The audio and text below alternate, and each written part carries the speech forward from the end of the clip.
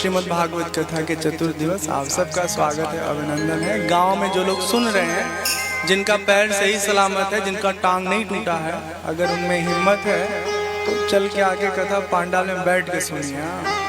जब तक टांग ठीक है तब तक थोड़ा देर भगवान के लिए चल लीजिए। अगर कहीं टूट गया तो न जाने कितने महीने रहना पड़े मालूम नहीं। सच में बहुत भाग्य जब उदय होता है ना, तब जाके भगवान की कथा हम सबको सुनने हेतु प्राप्त होती है।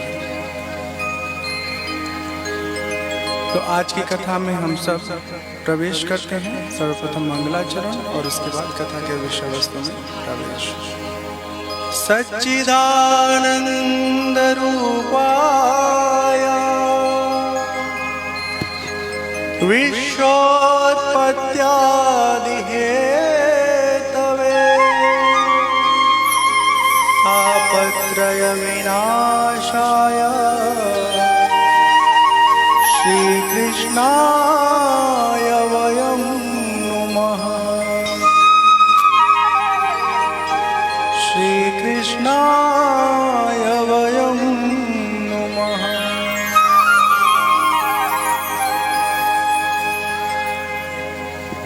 श्री कृष्णचंद्र भगवान की जय। बलराम भैया की जय। अपने अपने माता पिता की जय। श्री सद्गुरुनाथ महाराज की जय। जय जय सीताराम। जय जय राधेश्याम। आज की कथा में हम सब वृत्तासुर की कथा सुनेंगे और उसके बाद आगे प्रहलाद जी की कथा। आज ही भगवान कृष्ण कन्हैयालाल के जन्म का जो कथा प्रसंग है वो सुनेंगे। तो जैसे जैसे कथा का प्रसंग आता रहेगा हम आपको उस विषय में सारी बातें आपके समक्ष साझा करते रहेंगे। देवताओं का जो जीवन है, जो उनका लोक है, जो उनका साम्राज्य है, उस सब का जो राजा है ना, वो होते हैं इंद्रदेव। और असुरों में तो छोटे छोटे बड़े बड़े बहुत सारे राजा हैं।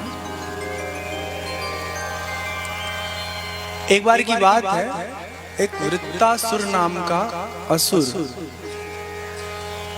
बहुत ज्यादा आतंक मचा दिया था। देवता लोगों की पूरी तरह हालत खराब हो गई। लोग उसका वध करना चाहते थे, पर इतना बलशाली था कोई उसे मार नहीं पाया। जब सब देवता मिल करके भगवान के पास गए कि हे प्रभु, आप ही कोई रास्ता बताइए, कैसे हम वृत्तासुर के अत्याचार से मुक्त हों। भगवान प्रसन्न होकर के बोले, जब स्तुति किए देवता लोग तो भगवान प्रसन्न हुए और बोले कि हे देवता लोग, आप लोग ऋषि शिरोमणि दधीची के पास जाइए। दधीची इतने तपस्वी हैं, इतने ज्ञानी हैं, इतने विरक्त हैं कि उनका शरीर मानो शरीर नहीं वज्र हो। तप के प्रभाव से हमारा जो जीवन है ना, अत्यंत मजबूत हो जाता है, चाहे बाह्य रूप से चाहे अभ्यंतर रूप से। देवता लोग दधीची के पास गए। भगवान बता दिए थे कि अगर वो अपना शरीर दान कर दिए आप लोगों के हित हेतु, तो उनके शरीर से वज्र बनाना और फिर उसी वज्र के सहायता से वृत्तासुर का वध करना।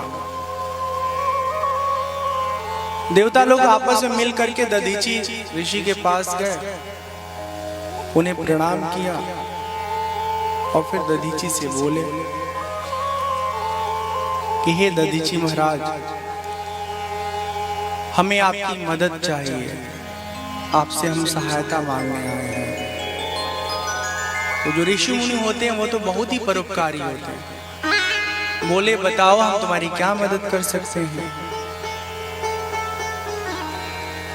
देवता लोग जो हैं निष्ठुर होकर के बिना किसी भूमिका के सीधे कहे कि महाराज हमें आपका शरीर चाहिए, क्या करोगे? तो उसका वज्र बनेगा और उस वज्र से वृत्तासुर का वध संभव है। अब देखो एक बात जान लो, शरीर सबको प्रिय है, ऐसा कोई नहीं है ना जिसको शरीर अप्रिय लगे। महर्षि दधीचि कहते हैं तुम लोग कभी कुछ मांगो तो जरा विचार करो कि क्या वो देना संभव है। जो जीव जगत में जीवन जीना चाहता है, यहाँ रहना चाहता है, साधन भजन करना चाहता है, भगवान की भक्ति करना चाहता है, वो भला अपना शरीर कैसे दे? देवता कहते हैं ननु स्वार्थ परो लोको न वेद पर संकटम।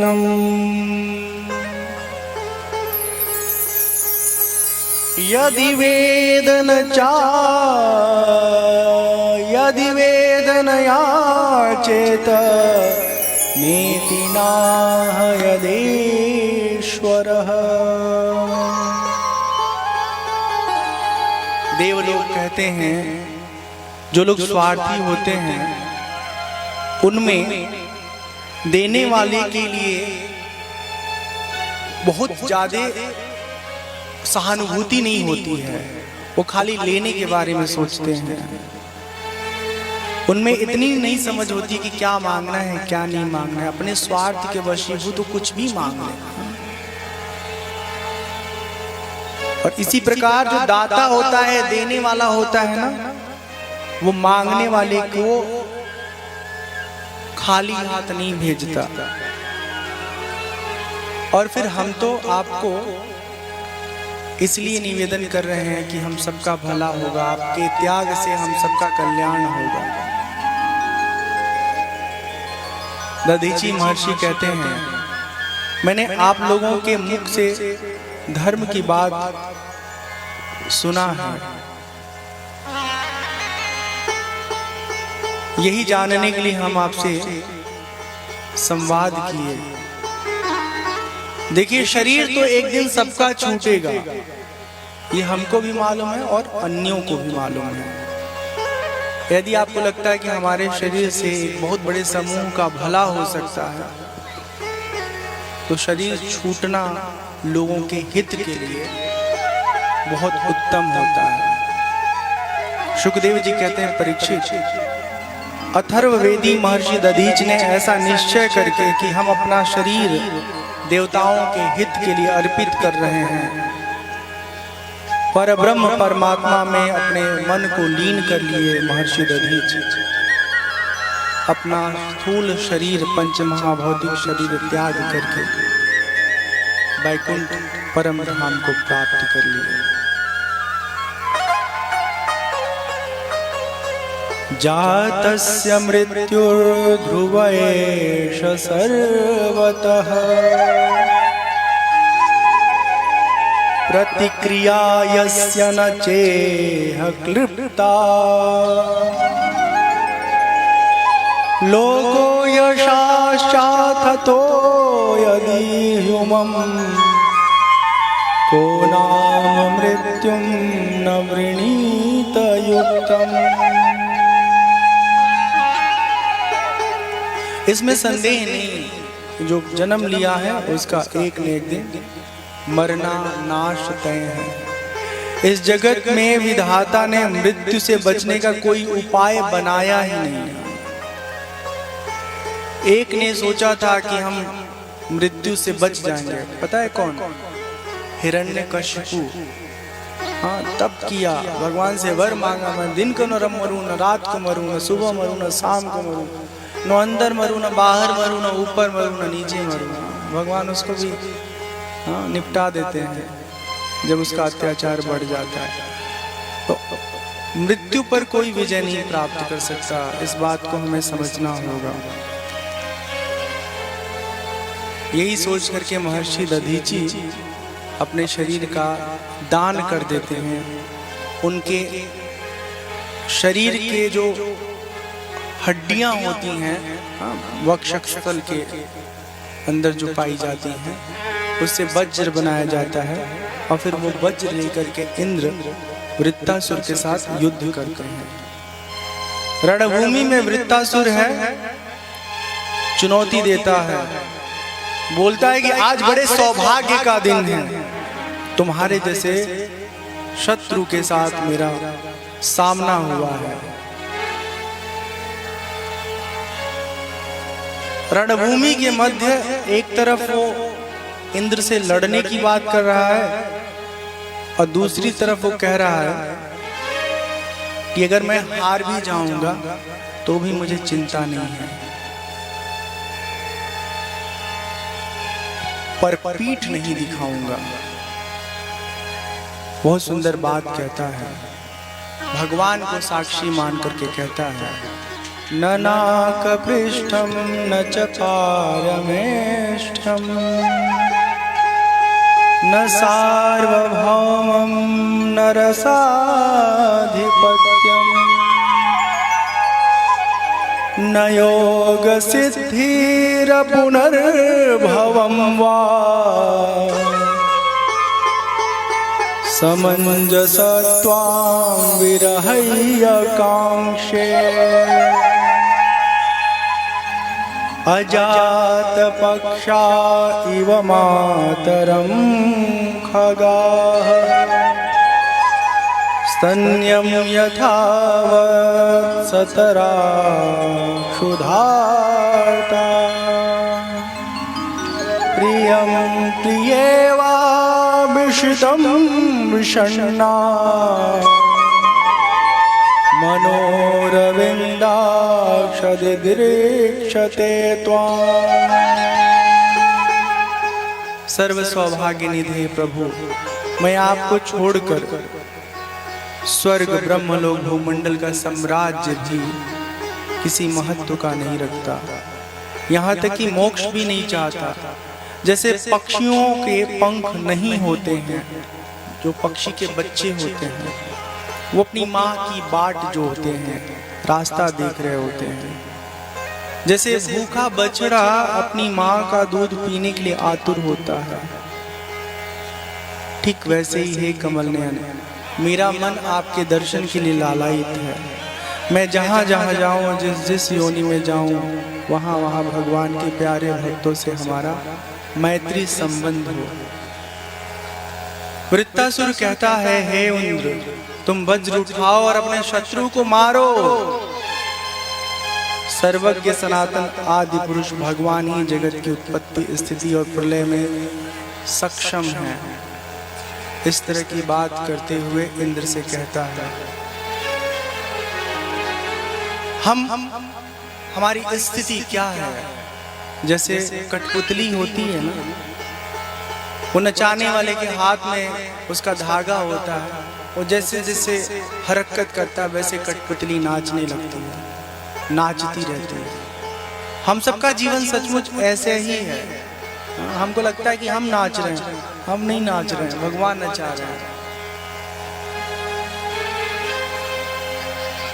वृत्तासुर के वचनों को सुन करके देवराज इंद्र कहते हैं, हे दानवराज, सचमुच तुम सिद्ध पुरुष हो, तभी तो तुम्हारा धैर्य जो है वो अत्यंत अटल है, भगवान में अत्यंत निष्ठा है। तुमने समस्त प्राणियों के सुहृद आत्मस्वरूप जगदीश्वर को अनन्य भाव से उनकी भक्ति की है। इस तरह से दोनों लोगों में बात होती है। सुखदेव जी कहते हैं, परीक्षित, रणभूमि में बहुत पराक्रम के साथ वृत्तासुर लड़ता है, पर ईश्वर कृपा से इंद्र के हाथों उसका वध होता है और वृत्तासुर के उस अत्याचार से समस्त देव लोगों को मुक्ति मिलती है। ये वृत्तासुर कौन था? पिछले जन्म में चित्रकेतु नाम का राजा था। चित्रकेतु जो है उनके पास सब कुछ था पर संतान नहीं था। उनकी कई रानियां थी।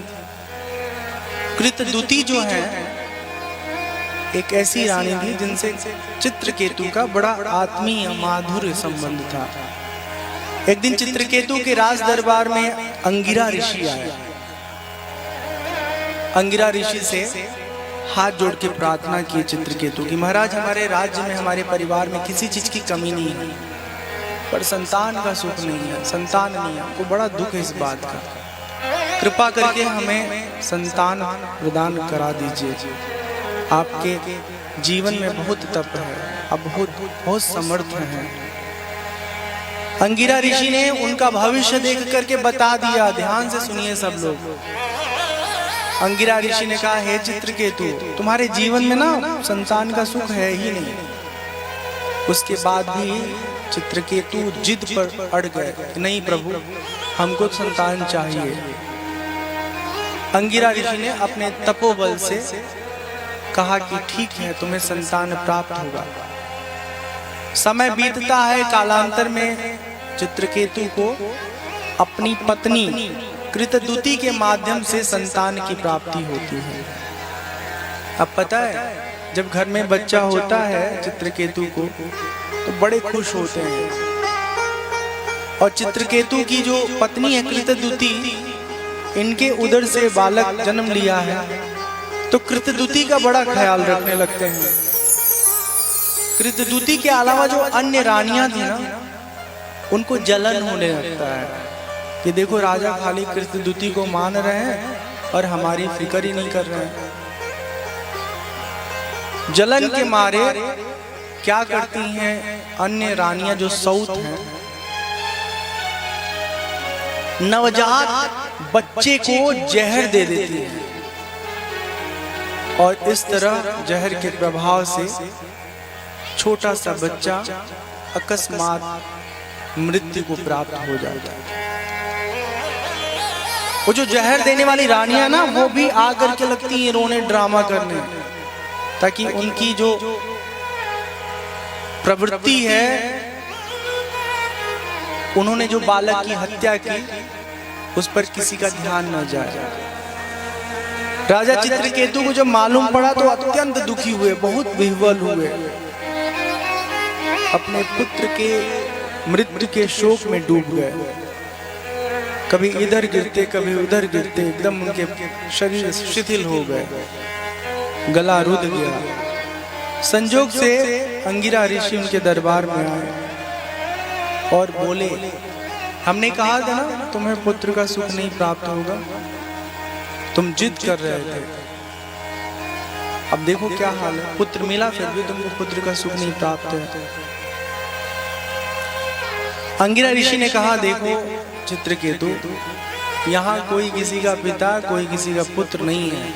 प्रारब्ध से पुत्र मिल रहा है, उसका भरण पोषण करो, उसे शिक्षित करो, सामर्थ्यवान बनाओ, लेकिन पुत्र के मोह पाश में बंध करके अपने जीवन को नष्ट मत करो।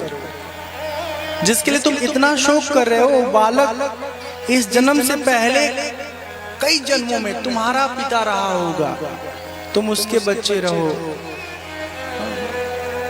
तो कभी वो तुम्हारा पिता रहा होगा, कभी तुम उसके पुत्र रहे होगे, अगले जन्म में न जाने क्या तुम्हारा आपस का संबंध होगा। तो जीव का जीव के साथ जो संबंध होता है ना, वो नित्य नहीं होता है। वो एक जन्म में कोई पिता है तो अगले जन्म में कोई भाई हो सकता है, पुत्र हो सकता है, या कुछ और हो सकता है। सुखदेव जी कहते हैं, जब महर्षि अंगिरा ने इस तरह समझाया, उसी बीच नारद जी भी आके चित्रकेतु को समझाते हैं। चित्रकेतु के मन में धैर्य आता है और फिर वो अपने उस शोक से बाहर निकलता है। अंगिरा कहते हैं, तुम स्वयं में अनुभव करो कि पुत्रवान होना कितना दुखद होता है।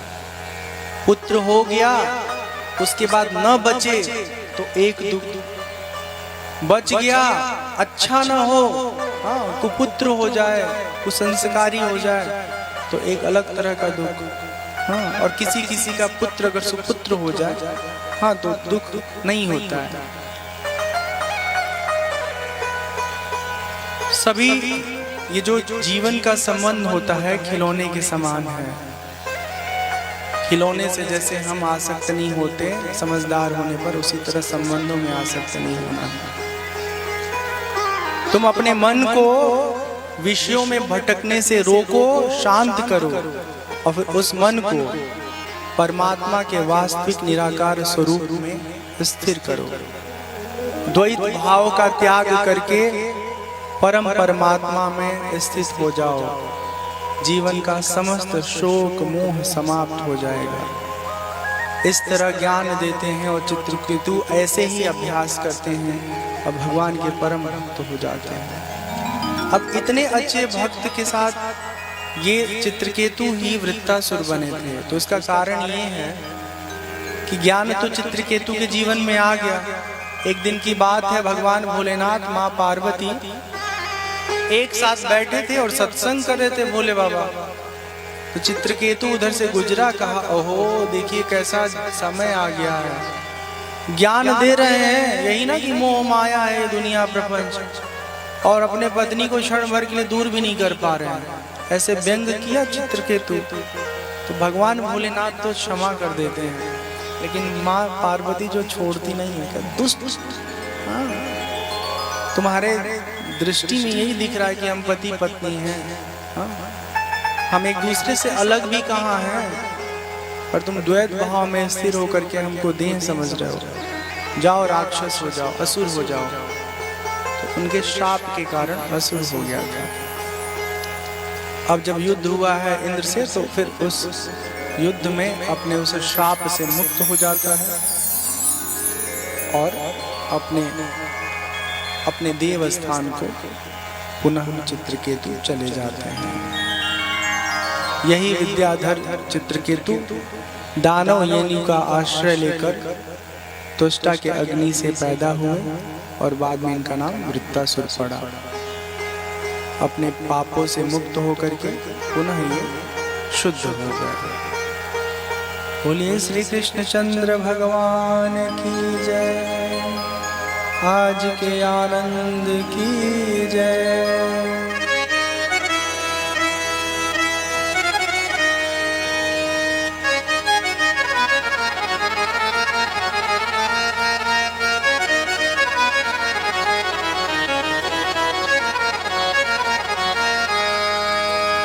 पकड़ लो हाथ बनवारी, नहीं तो डूब जाएंगे।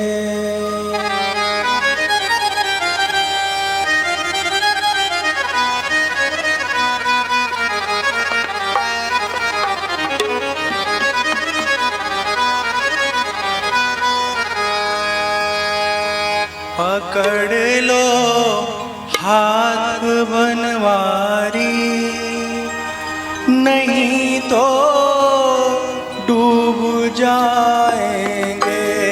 पकड़ लो हाथ बनवारी, नहीं तो डूब जाएंगे। हमारा कुछ न बिगड़ेगा, तुम्हारी लाज जाएगी।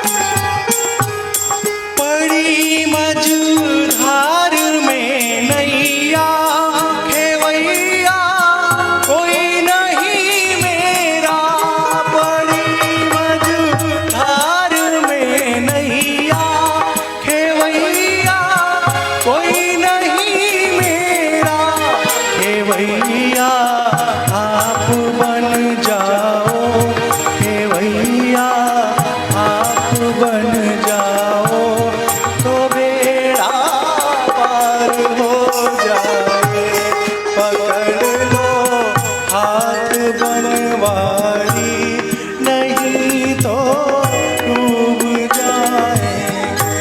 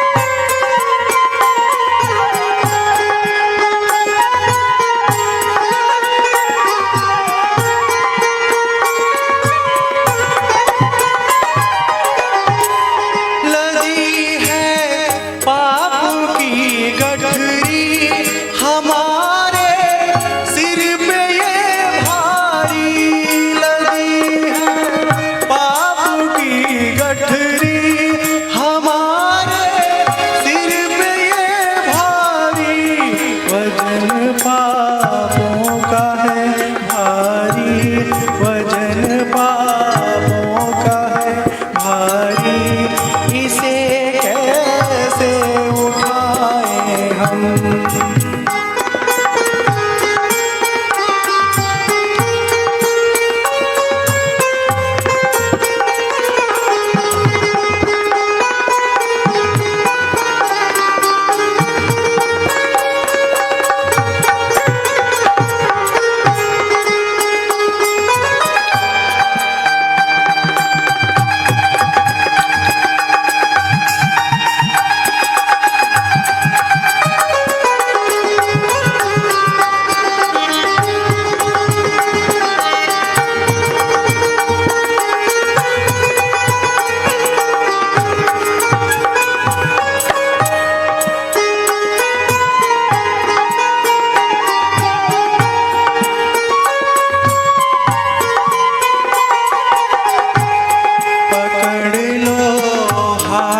बनवारी, नहीं तो डूब जाएंगे। पकड़ लो हाथ बनवारी, नहीं तो डूब जाएंगे, नहीं तो डूब जाएंगे, नहीं तो डूब जाएंगे। बोले कृष्ण कन्हैया लाल की जय। श्री राधा रानी सरकार की जय।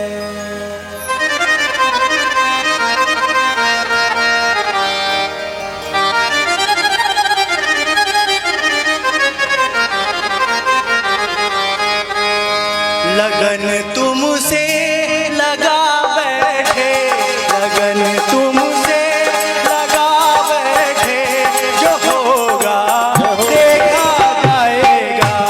तुम्हें अपना बना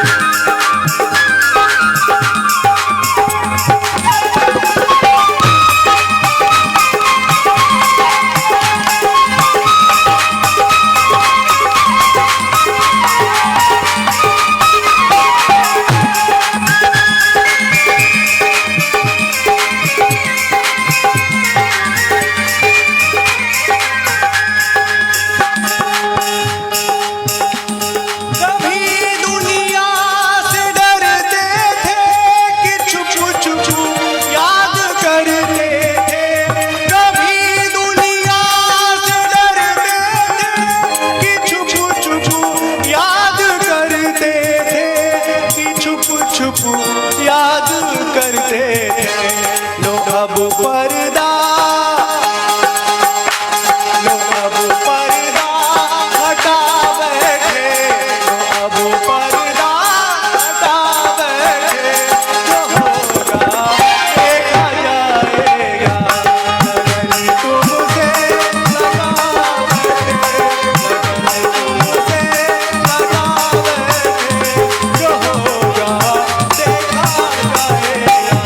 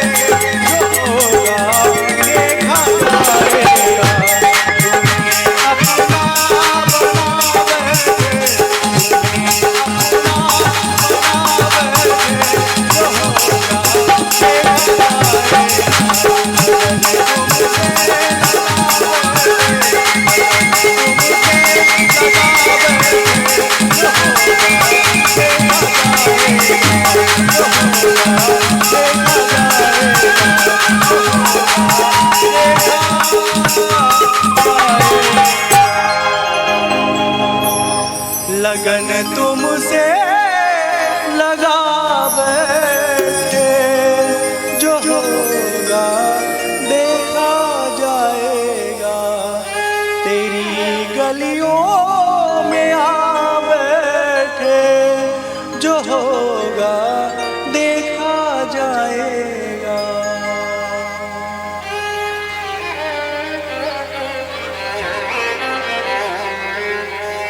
श्री कृष्ण कन्हैया लाल की जय, श्री आज के आनंद की जय। समः प्रियः सुहृद ब्रह्मन् भूतानां भगवान् स्वयं, इंद्रस्यार्थे कथं दैत्या अवधि द्विषमो यथा। राजा परीक्षित जी प्रश्न करते हैं कि भगवान तो समचित्त हैं, उनके लिए कोई अपना कोई पराया नहीं होता, सबके लिए समान भाव रखते हैं।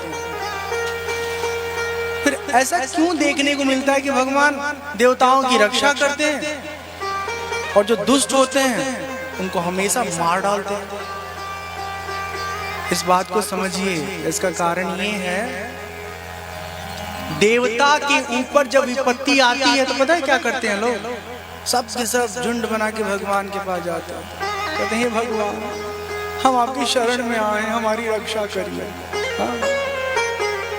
और जो असुर होते हैं ये इतने क्रूर होते हैं कि भगवान की तपस्या करके, हाँ, उन्हीं को प्रसन्न करके उनसे वर मांगते हैं, और फिर जब वर मिल जाता है ना तो वो वर असली है कि नकली है, ट्राई करने के लिए भगवान के ही पीछे पड़े रहते हैं।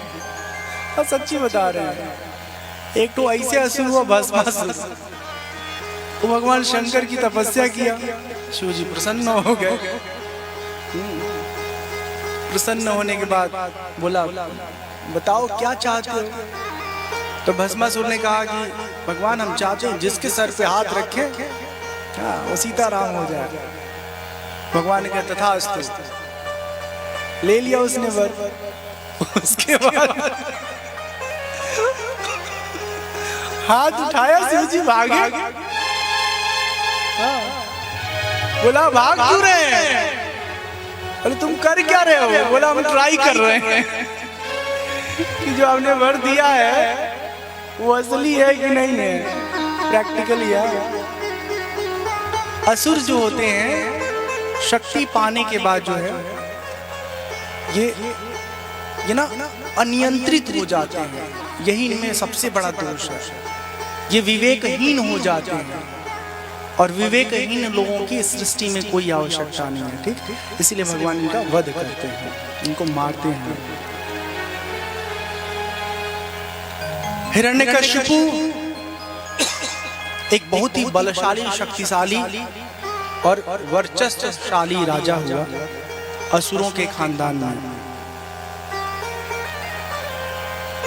वो इतना तप किया कि जब ब्रह्मा जी प्रकट हो गए ना, तो ब्रह्मा को उसका मन मांगा, मन माफिक वरदान देना पड़ गया था। वो ब्रह्मा जी से कहा कि न मैं दिन को मरूं, न मैं रात को मरूं, न सुबह मरूं, न शाम को मरूं।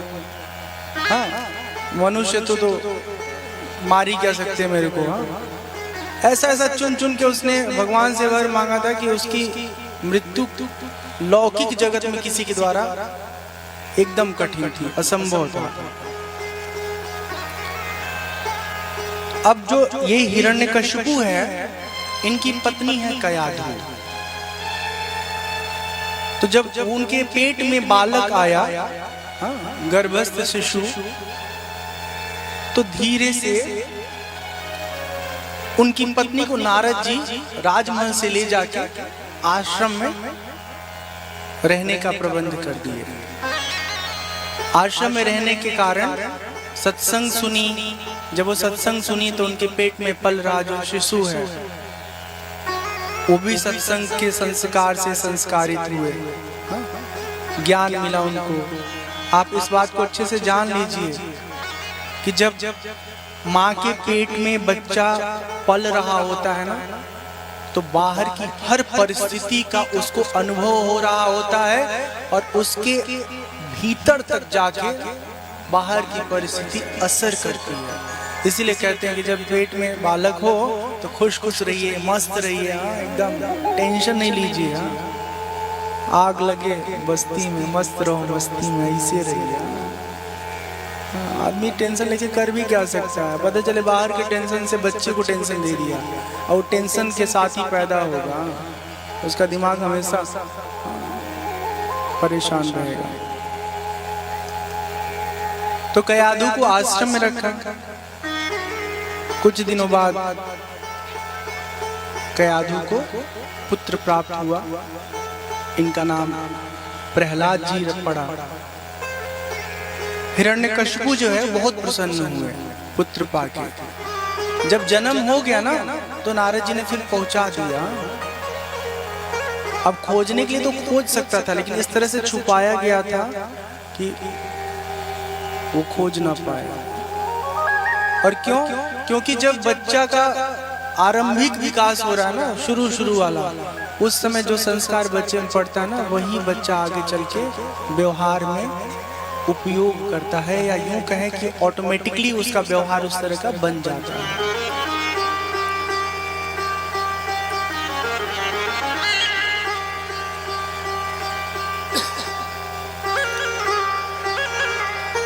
धीरे धीरे प्रहलाद जी बड़े होने लगे। प्रहलाद जी की प्रवृत्ति क्या थी? बचपन में ही खेल कूद छोड़ करके वो एक जगह कहीं बैठ जाते थे और भगवान का एक नाम लेकर के सुमिरन करते थे, जप करते थे, तन्मय हो जाते थे।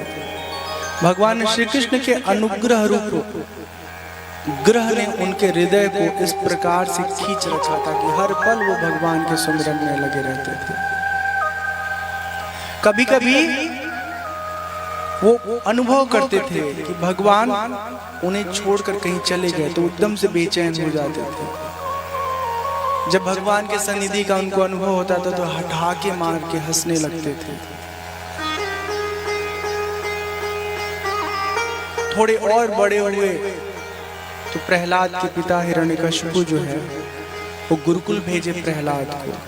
जो गुरु लोग पढ़ाते थे, असुरों के गुरुकुल में गए थे ना, तो यही ट्रेनिंग देने के लिए कि असुर लोगों का अपना संस्कार कैसा होता है, ज्ञान कैसा होता है। तो गुरु लोग जो पढ़ाते थे प्रहलाद जी चुपचाप पढ़ लेते थे।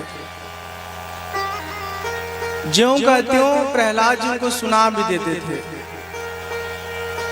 किंतु उसे अपने जीवन में वो उतारते नहीं थे। अपने जीवन में वही उतारते थे जो उनके भीतर बसा हुआ था। गुरुकुल से पढ़ करके जब वो अपने घर गए तो एक दिन उनके पिता हिरण्यकशिपु अपने गोद में लेकर के सवाल किए कि बेटा बताओ तो तुम्हें कौन कौन सी बात अच्छी लगती है। ध्यान से सुनिएगा आप लोग, सुनाई दे रहा है सबको? हाँ। प्रहलाद के पिता हिरण्यकशिपु पूछते हैं प्रहलाद जी से कि आपको कौन कौन सी बात अच्छी लगती है बेटा, जरा हमें बताओ, हम भी तो जाने तुम्हें क्या पसंद है। प्रहलाद जी जो कहते हैं ध्यान से सुनिए।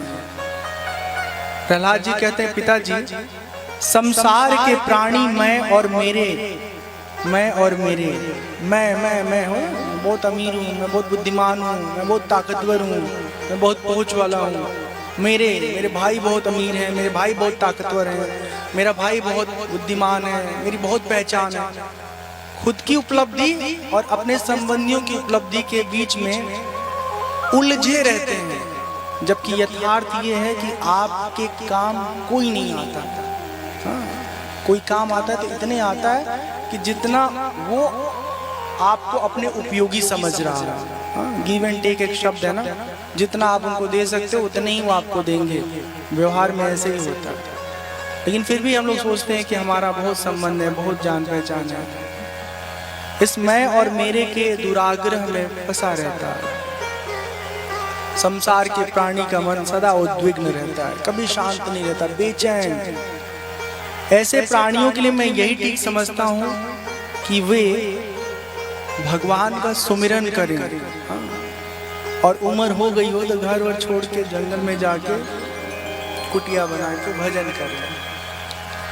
जंगल में खाई खाई तो बात सही है, तो है कौन चिंता हुआ, करे तो बढ़िया पेंशन वेंशन सब आता दुल्हन दुल्हा का। हाँ पहले जंगल में जात रहे सब, अब जंगल में भी कहा जाए, जंगल काट काट के वहाँ फैक्ट्री लगाता। बेचारे अंदर जंगल के रहे वाले जीव जंतु जो है परेशान बाड़े कि हम जंगली हैं कि सब जंगली हैं, जंगल में इनका राज हो रहा है मनुष्यों का। तो अभी तो बस एक ही तरीका है, सच में अगर साधन भजन करना है, भगवान ने आपको शक्ति सामर्थ्य धन संपत्ति दी है, अच्छा सा साफ सुंदर अपना कमरा रखिए, साफ सुंदर अपना बिस्तर रखिए, साफ से भगवान का मंदिर बनाइए। वो बड़ा मंदिर नहीं, घर में ही छोटा सा, सुबह शाम स्नान करके उनके सामने बैठिए, उनका पूजन करिए, आरती करिए, उनका गुणगान करिए, कीर्तन करिए। 10 लोगों को बुला के कीर्तन करें ये आवश्यकता नहीं है, अकेले बैठ करके नारायण श्रीमन नारायण भजमन नारायण नारायण नारायण नारायण श्रीमन नारायण श्रीमन नारायण नारायण नारायण।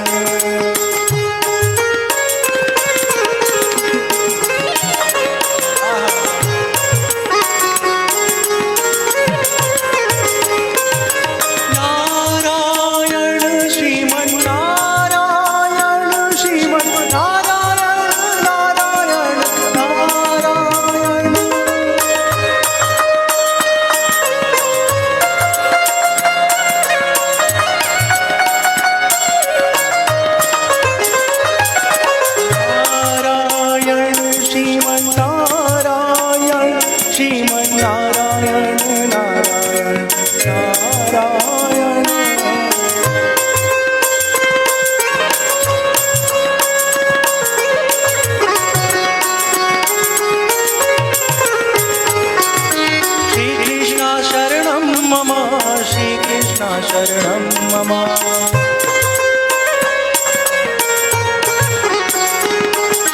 श्री कृष्ण शरणं मम श्री कृष्ण शरणं मम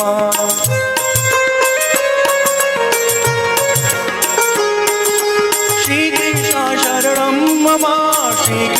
शरणं मम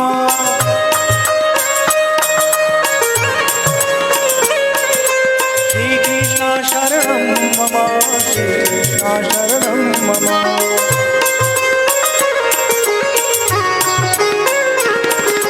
नारायण श्रीमन नारायण श्रीमन नारायण नारायण नारायण। हटा दो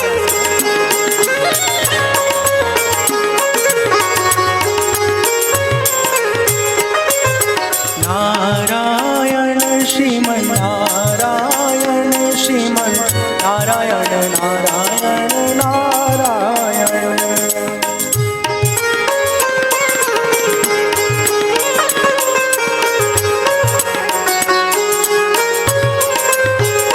श्रीमन नारायण नारायण नारायण।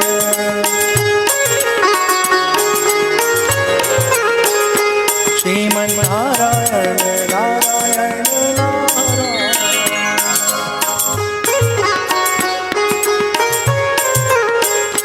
श्रीमन नारायण नारायण नारायण। बोले नारायण भगवान की जय। तो बाहर कहीं नहीं जाना है, ठीक है ना, मस्त घरे पतो नहीं रहती है तो अगल बगल में जे जरूरतमंद लड़का लड़की पढ़े लिखे वाला बाटे ओकरे स्कूली का फीस जमा कर, ओके बढ़िया बढ़िया कपड़ा खरीद के दा, मस्त कपड़ा तेलो रखी, गोड़ो दबाई, सेवो करिए, सब अम्मा लोगों के ही कहते हैं। तो हम लोग में ना एक बात बताऊं, मैं यहाँ बोलना चाहता हूँ, एक बात से हम बहुत दुखी रहते हैं। हम अपने शरीर से जिसको जन्म दिए ना, खाली उसी को अपना समझते हैं, यही हमारी सबसे बड़ी कमजोरी है।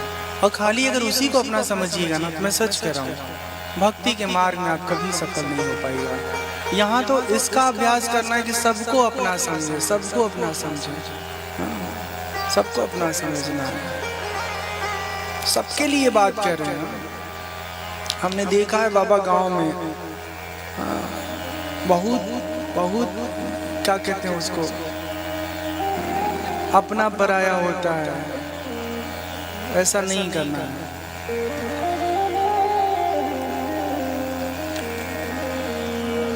कहते हैं हिरण्यकशिपु, बेटा तुम्हारे गुरुजन यह जानना चाहते हैं कि तुम्हारी बुद्धि स्वयं ऐसी हो गई या किसी ने तुम्हारे बुद्धि में कुछ रखा है, तुमको किसी तरह से समझाया बुझाया है, क्या तुमको किसी ने बहका दिया? प्रहलाद जी कहते हैं कि नहीं, ऐसा नहीं है। हमारी जो बुद्धि है वो जन्म से ही हमको ऐसी प्राप्त हुई है। जिन मनुष्यों की बुद्धि मोहग्रस्त हो रही है उन्हीं को भगवान की माया नजर आती है। अपना पराया का ये भाव उनके हृदय में बना रहता है। उन मायापति भगवान को हम नमस्कार करते हैं। वे भगवान जब कृपा करते हैं तब मनुष्य के भीतर की पाश्विक जो वृत्ति है, बुद्धि है, वो समस्त समाप्त हो जाती है और भेदभाव जो उत्पन्न करने वाली मति है ना, वो खत्म हो जाती है। अपने गुरु जी से कहते हैं जैसे चुंबक के पास लोहा स्वयं खींचा चला आता है ना, आता ही नहीं आता है, ठीक वैसे ही चक्रपाणी भगवान की स्वच्छंद इच्छा शक्ति मेरा चित्त परमात्मा की ओर बार बार खींचा चला जाता है। गुरुजी डांटते हैं, डपटते हैं, हाँ? और उनको समझाते हैं कि इस तरह के ज्ञान को तुम भूल जाओ, हाँ? क्योंकि पिताजी ने समझा के भेजा था। किसको ये समझाना है कि इसका पिता ही तीनों लोगों का स्वामी है। हिरण्यकशिपु जो है अपने आप को तीनों लोगों का स्वामी, ब्रह्मा विष्णु महेश से भी ऊंचा सिद्ध करने में लगा हुआ। और ऐसा कांड हो गया हिरण्यकशिपु के घर में कि उन्हीं का लड़का कहता है आपकी तो कोई हैसियत नहीं है। असली किसी की हैसियत है तो भगवान नारायण विष्णु की है। गुरुकुल में कुछ समय पढ़ाते लिखाते हैं उनके गुरु लोग, बहुत ख्याल रखते हैं। और फिर उसके बाद समय जब बीत जाता है कुछ दिन, तो प्रहलाद को उनके पिता के पास ले जाते हैं। प्रहलाद जब अपने पिता के पास जाते हैं हिरण्यकशिपु के पास, तो बहुत प्रेम से अपने पुत्र को फिर से अपने सीने से लगा करके हिरण्यकशिपु कहते हैं कि जो तुमने सीखा है हमें बताओ, क्या सीखा गुरुकुल में? बहुत ध्यान से सुनिएगा आप लोग। जब पिता ने पूछा कि इस बार गुरुकुल में क्या नया सीखा, तो बिना डरे प्रहलाद जी कहते हैं श्रवणम कीर्तनम विष्णोः स्मरणम पाद सेवनम अर्चनम वंदनम दास्यम सख्यमात्मनिवेदनम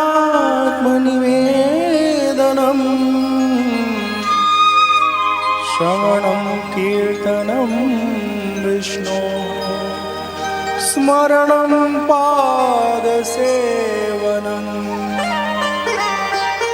प्रहलाद जी कहते हैं पिताजी विष्णु भगवान के भक्ति के 9 भेद हैं, ये हमने सीखा। पहली भक्ति क्या? भगवान के गुण लीला नाम आदि का श्रवण करना, कानों से सुनना, फिर उनका कीर्तन करना, फिर उनके नाम रूप में अपना मन लगा के रखना, उनको स्मरण करना, उनके चरणों की सेवा करना, उनकी पूजा अर्चना करना, वंदना करना, सेवक के भांति भगवान के समक्ष प्रस्तुत करना, खुद को मित्रवत होना और आत्मनिवेदन, अपने भीतर उनको स्वीकार करते हुए, समझते हुए अपनी हर बात कहना।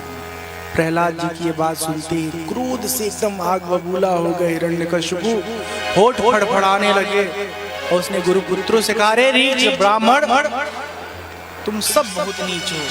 यही सब सिखाने के लिए हम भेजे थे अपने पुत्र को तुम लोगों के गुरुकुल में। क्या शिक्षा दिए हो तुम? हमारे बच्चे की बुद्धि खराब कर दी है। कैसी निस्सार शिक्षा दी है तुमने। गुरुपुत्रों ने कहा, महाराज, हे राजन, हमने इन्हें ऐसा कुछ नहीं सिखाया, पता नहीं कहां से सीख लेते हैं। हमको भी ये बात अभी तक समझ में नहीं आई। हिरण्यकशिपु ने प्रहलाद से पूछा कि ये बताओ कि जब गुरुओं से, गुरुजनों से ये शिक्षा नहीं मिली है तो शिक्षा कहां से मिली है?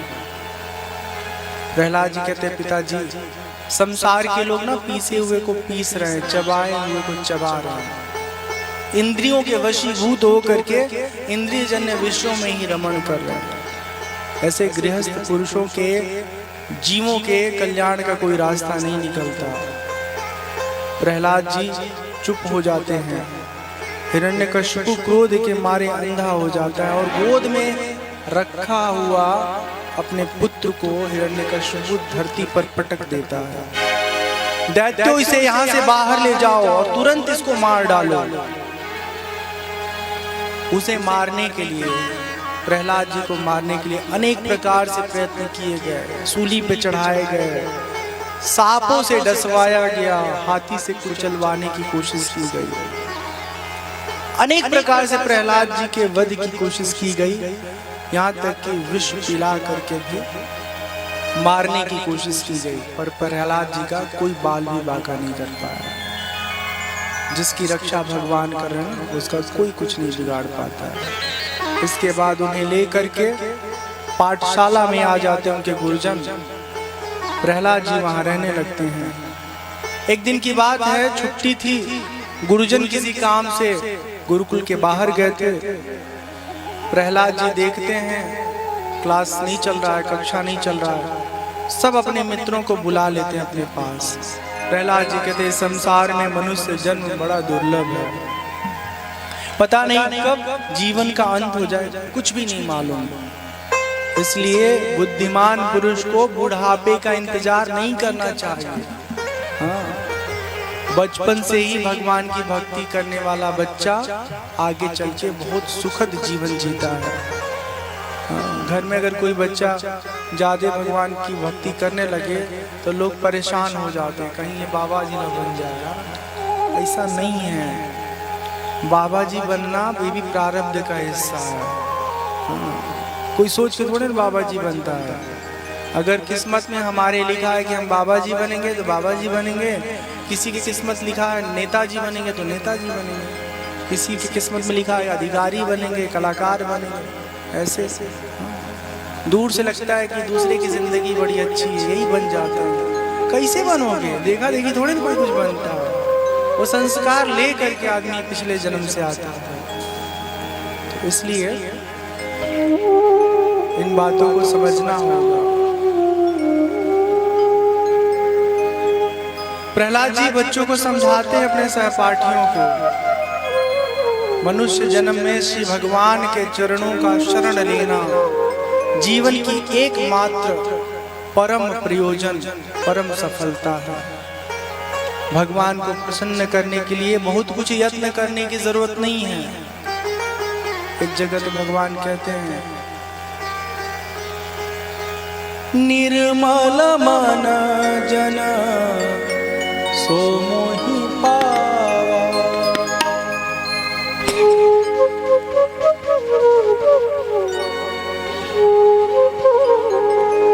मोहि कपट छल छिद्र न भावा।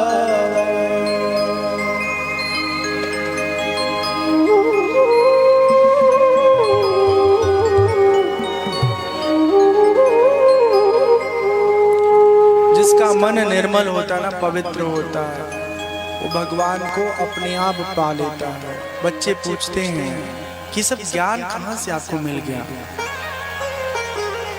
तो प्रहलाद जी बताते हैं कि जब हम माँ के पेट में थे तो देवराज जो देवताओं के सभा में, देवराज इंद्र के सभा में सबसे बड़े पत्रकार हैं नारद जी। इधर का समाचार वहाँ पहुँचाते, वहाँ का समाचार वहाँ पहुँचाते।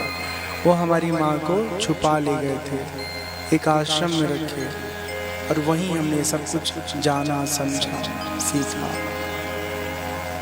और वही संस्कार हमको प्राप्त हो गया। निष्काम कर्म, निष्काम प्रेम भक्ति से ही प्रसन्न होते हैं परमात्मा। सकाम जो लोग कर्म करते हैं भगवान उनके नहीं हो पाते हैं। अपने पुत्र प्रहलाद के व्यवहार को देख करके हिरण्यकशिपु अत्यंत दुखी था। एक बार की बात है, जब गुरुकुल से अब की बार घर आए हैं, तो फिर वो हिरण्यकशिपु अपने पुत्र को गोद में लेकर के बड़े प्यार से सहलाते हुए पूछता है, क्या क्या सीखा बताओ। दैत्यराज ब्राह्मणों से लेकर तिनके तक सब छोटे बड़े चर अचर जीव जंतु सब भगवान के वश में हैं। उनके शक्ति से शक्तिवान बने हुए हैं, उनके ही प्रभाव से सब अपना प्रभाव दिखा पाते हैं। आपकी कोई क्षमता नहीं है, अपना ये असुर भाव त्याग दीजिए, भगवान को अपना आराध्य बना लीजिए। भगवान आपके दोषों को अनदेखा करके आपको शुद्ध कर देंगे। हिरण्यकशिपु कहता है, रे मंद बुद्धि बालक, तुमको कितना भी समझाओ समझ नहीं पाते हो। कहाँ है तुम्हारा परमात्मा? कभी दिखा है तुमको? प्रहलाद जी कहते हैं, हमारे परमात्मा हर जगह है, कण कण में है। कौन सी ऐसी जगह है जहां पर वो नहीं है?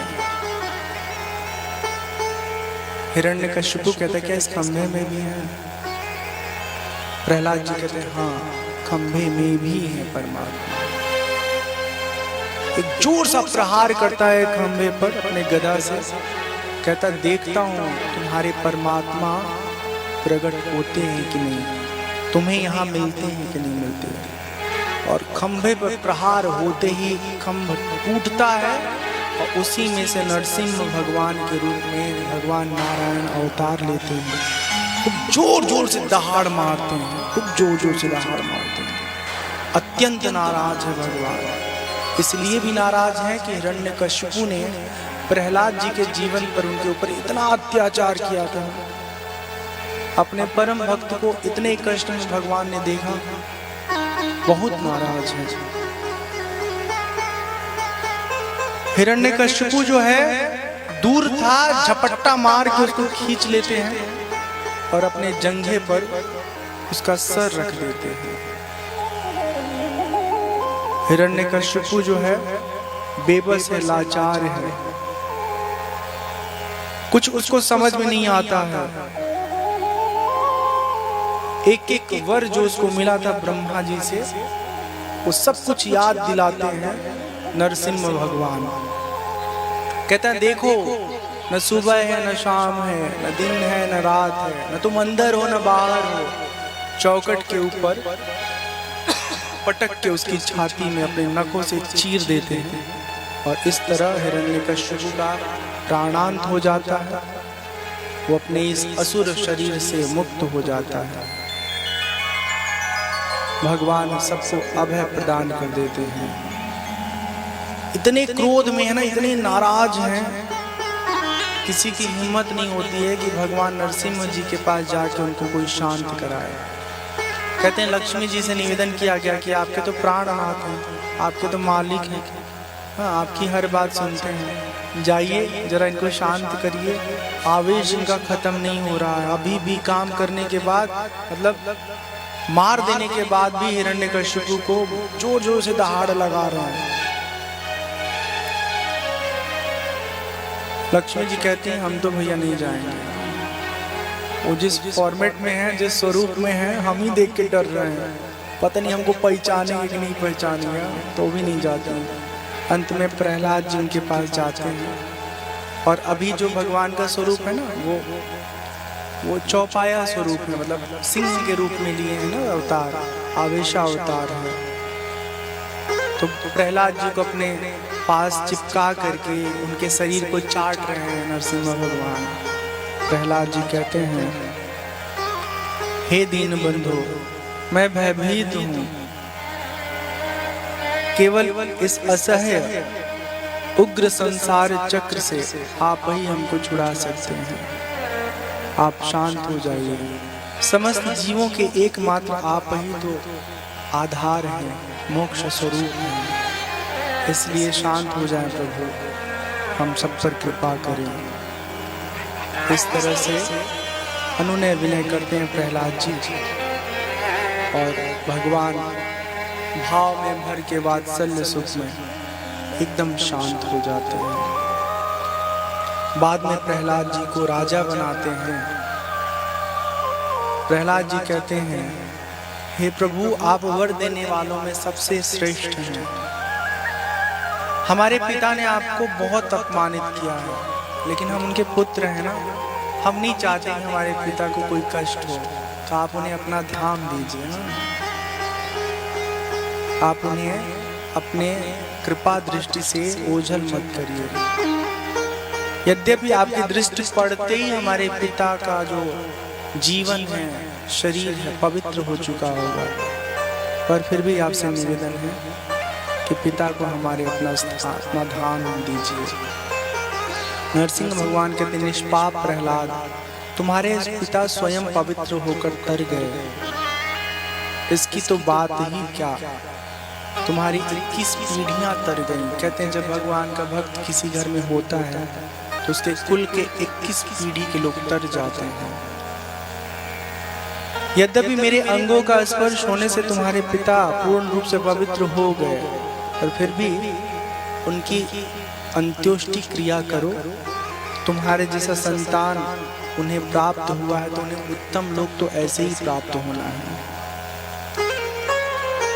भगवान की आज्ञा पा करके प्रहलाद जी अपने पिता का अंतिम संस्कार करते हैं। भगवान वहाँ से अंतर्ध्यान हो जाते हैं और फिर आगे प्रहलाद जी राजा बनते हैं, राज्य का संचालन करते हैं, अपने प्रजा के समस्त लोगों को अत्यंत सुखी रखते हैं, किसी को कोई कष्ट नहीं होने देते हैं। सब लोग बड़े आनंद से प्रहलाद जी के राज्य में रहते हैं।